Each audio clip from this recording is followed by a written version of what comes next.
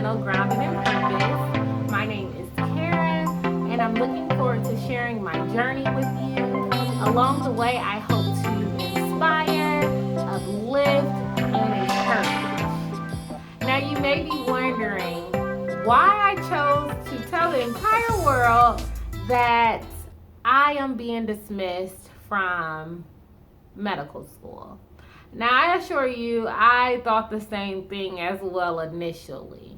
However, it's important for me to share my personal journey, not because I feel like I need validation or not because I feel like I have to give an explanation to everyone.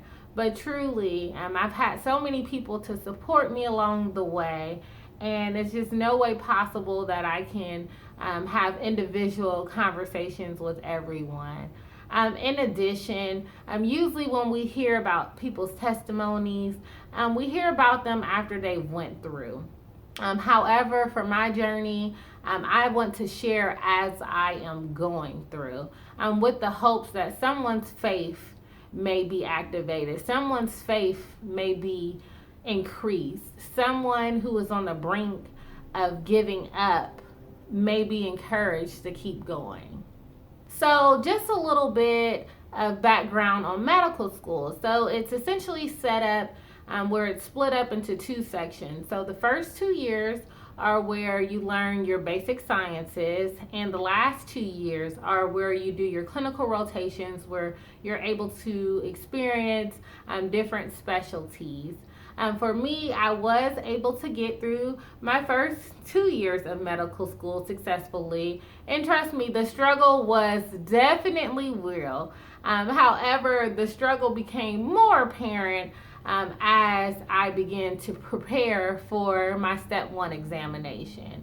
Now, unlike other fields where you graduate first and then you take a national board exam for certification and licensure purposes, for medical school, you take your first set of national boards after your second year, and another one after your third year, and another one after graduation or sometime during your residency, in addition to specialty certifications and recertifications that you have to take along the way as well. So as you see, indeed, becoming a physician is definitely a lifelong learning experience. The learning definitely never stops. Now, where I fell in this spectrum is that I was able to successfully complete my 2 years. Yeah, so technically I'm kind of like halfway a doctor. However, again, my struggle was really with my step 1 board examination. So after multiple failed attempts, I had to go through an appeal process with my school, in which they gave me one final opportunity to take and successfully pass my exam so that I could move forward into my last 2 clinical years. However, the national bar for the exam increased from a 192 to a 194 in 2018. And guess what my score was? Yep, you got it right. I got a 193. 1 point.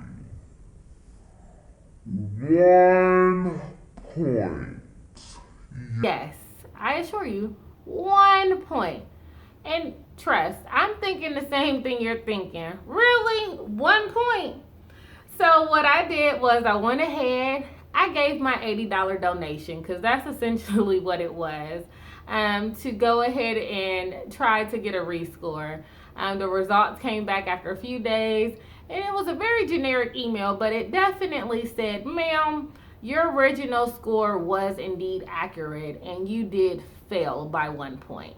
So moving forward, for some reason, after I received my initial score, I was overcome by an indescribable amount of peace. Yes, peace. And was I disappointed? Of course I was. Did the thought of paying back these loans become real? they became very, very real in that moment. However, I was able to recognize that indeed failure is an event, it is not a person. So, yes, I failed my exam not once but multiple times, and I'm sure it's not going to be the last time that I fail at something. However, I know that I'm not a failure. And I'm not sure who I'm talking to right now, but somebody is in the brink of failure, whether it's a failed relationship, it's a failed opportunity, it's a failed career. You're just struggling with something. Hey, you may have just failed an exam.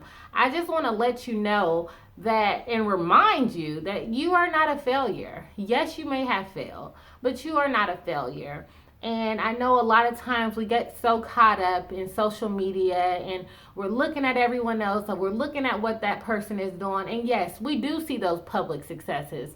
But what we don't see is the private failures that those people have endured. And all of us, regardless of who you are, you've experienced some type of failure at some point in your life. But it's what do you do after that? What do you do in that moment? And for me, I choose to fall forward. I choose to get back up. And there's one thing about having a plan, but just know that your purpose will always trump your plan. Many are the plans in a person's heart, but it is the Lord's purpose that prevails. And that's Proverbs 19:21. And why I say that is because, yes, I did have my own plan. My plan was to go to medical school and to become a physician. I didn't plan to fail. But however, I do know that I gave my best effort, but obviously God sees fit for me to go somewhere else.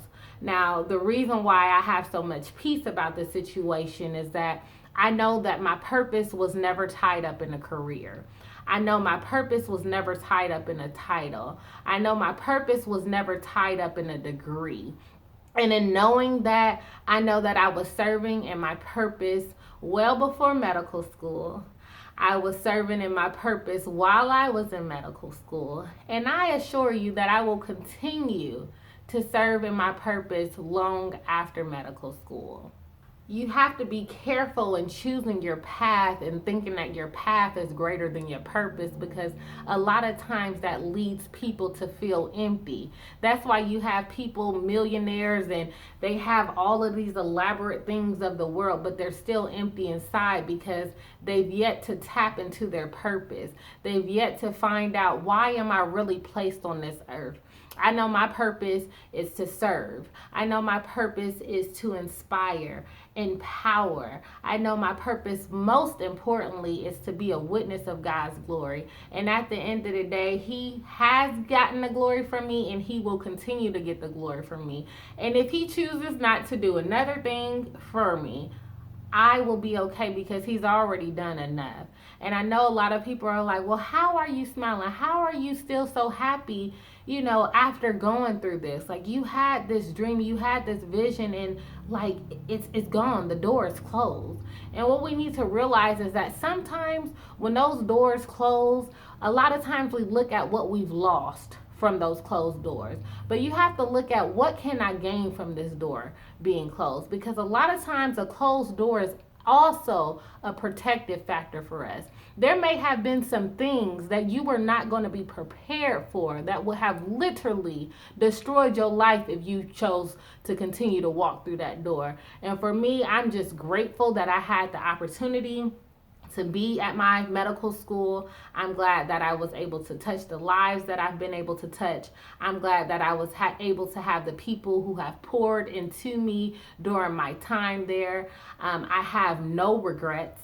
If I could do it over again and I knew it was going to come to this point, I would do it again without a question.